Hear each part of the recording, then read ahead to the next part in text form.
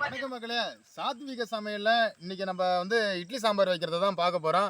அதாவது ஏற்கனவே 150 பேருக்கு இட்லி சாம்பார் வைக்கிறத நம்ம வந்து ஏற்கனவே ஒரு வீடியோ போட்டிருக்கோம். அதில் வந்து ரொம்ப பேர் கேட்டிருக்காங்க. அதாவது பல்காக செய்யறதையும் சொல்லுங்கன்னு சொல்லியிருக்காங்க. 2 பேர் 3 பேருக்கு சாம்பார் வைக்கிறதையும் வீடியோ வந்து சொல்லுங்கன்னு சொல்லியிருக்காங்க. இந்த வீடியோவில் வந்து பல்காக 500 பேருக்கு நம்ம இட்லி சாம்பார் செய்ய போகிறோம். அந்த செய்முறையை ரொம்பவும் சிம்பிளாக செஞ்சு காட்டுறேன். வாங்க, அந்த வீடியோ நல்லா அட்டகாசமாக இருக்கும். அதை ஃபுல்லாகவே பாருங்கள். வாங்க வீடியோவில் போவோம்.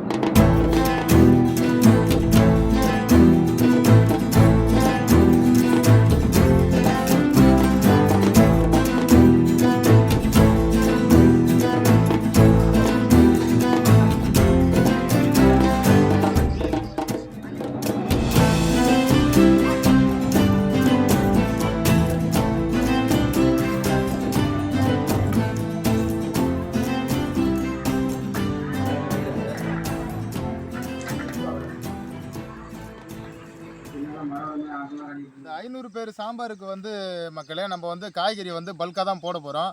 அதாவது கேரட்டு வந்து 5 கிலோ, சவுசவு வந்து 3 கிலோ, பீன்ஸ் வந்து 2.5 கிலோ, இந்த அளவுக்கு நம்ம பல்காக போட போகிறோம். சின்ன வெங்காயம் மறக்காமல் பாருங்கள், சின்ன வெங்காயம் 5 கிலோ போட போகிறோம். கத்திரிக்காய் வந்து அதேமாதிரி 4 கிலோ இதில் சேர்க்குறோம். முருங்கைக்காய் 2 கிலோ சேர்க்குறோம். ஏன்னு கேட்டாக்கா, நான் இது கொஞ்சம் கொஞ்சமாக சொல்லி போடும்போது உங்களுக்கு குழம்பும். ஏன்னா இது பல்காக 500 பேருக்கு சமைக்கும் பொழுது இதை வந்து நீங்கள் ஈஸியாக நாங்கள் போடுற பொருளை வரைக்கும் பார்த்துக்குங்க.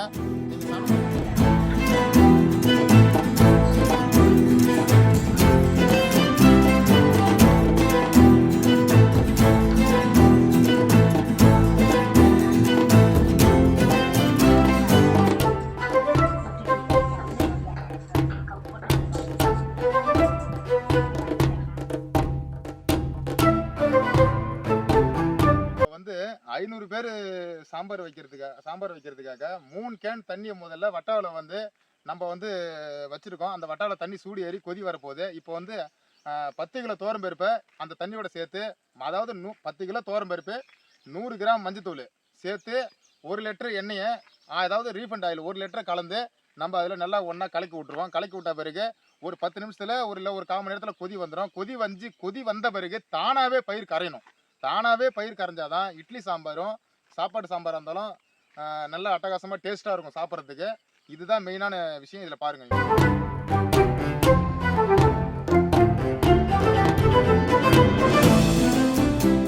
கொதிக்கிற தண்ணியில் 10 கிலோ துவரம்பருப்பை சேர்த்தாச்சு. சேர்த்து முடித்த பிறகு 200 கிராம் பெருங்காய கட்டியை இப்போ அதில் சேர்த்துடலாம். சேர்த்த பிறகு நல்லா கலக்கி விட்டுடுங்க.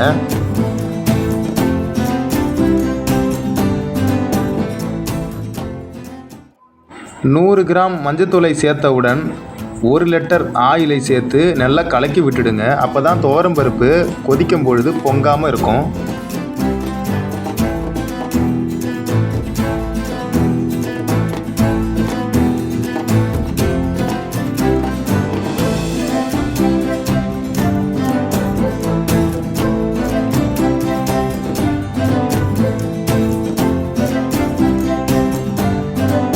பருப்பு கரைஞ்சி போச்சு. துவரம்பருப்பு கரைஞ்ச பிறகு என்ன பண்ண போகிறோன்னு கேட்டாக்கா, நறுக்கி வச்சிருக்கிற காய்கறியை பூரா ஒன்றா சேர்க்கும்போது அந்த காய்கறி கூடயே 1 கிலோ, அதாவது 500 பேர் இட்லி சாம்பாருக்கு நம்ம காய்கறிலாம் நறுக்கி சாம்பார் கூட சேர்க்கும்பொழுது 1 கிலோ பாசிப்பருப்பை காய்கறி கூட ஒன்றா சேர்த்துருங்க. ஏன்னா பாசிப்பருப்பை நீங்கள் முன்னாடியே சேர்த்துட்டாலும் சரி தான், பின்னாடி சேர்த்தாலும் கரையாது.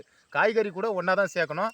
இப்போ நம்ம அதுமாதிரி தான் சேர்க்க போகிறோம். சேர்த்து நான் கிண்டுறதை காட்டுறவங்க. அதேமாதிரி பாசிப்பருப்பு காய்கறிலாம் போட்ட பிறகு நீங்கள் வந்து 5 நிமிஷம் 10 நிமிஷத்துக்கு ஒரு தடவை கிண்டிகிட்டே தான் இருக்கும். ஏன்னா பாசிப்பருப்பு போட்ட பிறகு அடிப்பிடிக்க ஆரம்பிச்சிடும் சாம்பார். அது அடிப்பிடிக்காத அளவுக்கு கிண்டினா தான் சாம்பார் அட்டகாசமாக இருக்கும்.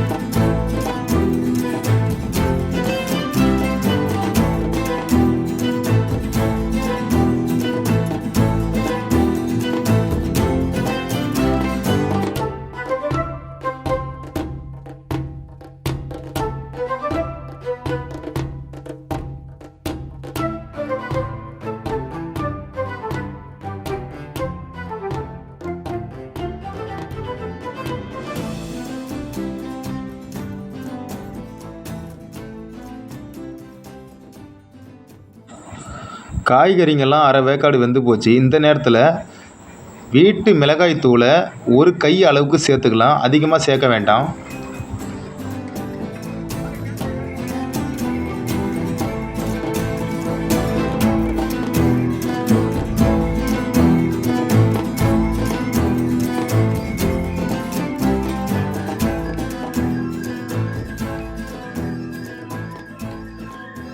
நாங்களே தயார் பண்ண சாம்பார் பொடியை ஒரு வாளி அளவுக்கு கரைச்சி சாம்பாரில் சேர்த்து கலக்கி விட்டுறலாம் நல்லா.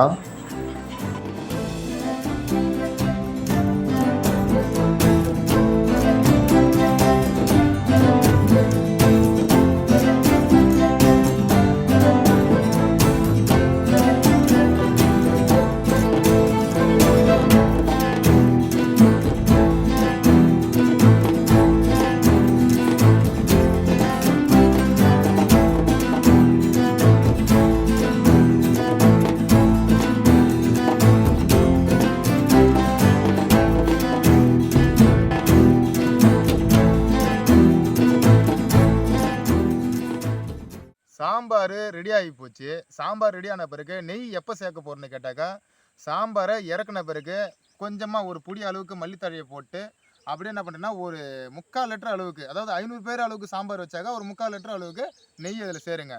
அதாவது நெய்யை காய்ச்ச வேண்டாம், அப்படியே டைரெக்டாக சேருங்க. அதுதான் சாம்பாருக்கு நல்லா சுவையாக இருக்கும்.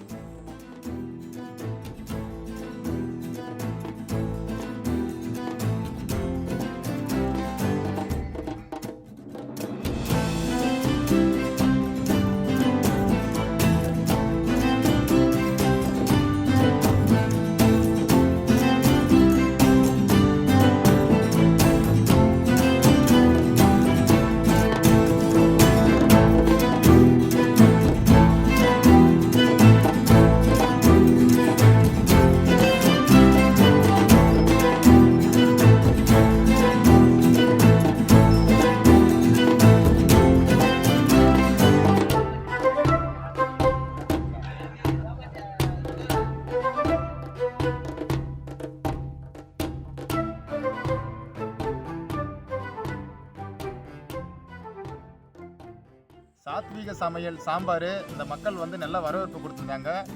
இந்த வீடியோ வந்து ஃபுல்லாக பாருங்கள். பிடிச்சிருந்ததுன்னா லைக் போடுங்க, கமெண்ட் பண்ணுங்கள், ஷேர் பண்ணுங்கள், மறக்காமல் சப்ஸ்கிரைப் பண்ணுங்கள். மீண்டும் அடுத்த வீடியோவில் சந்திப்போம்.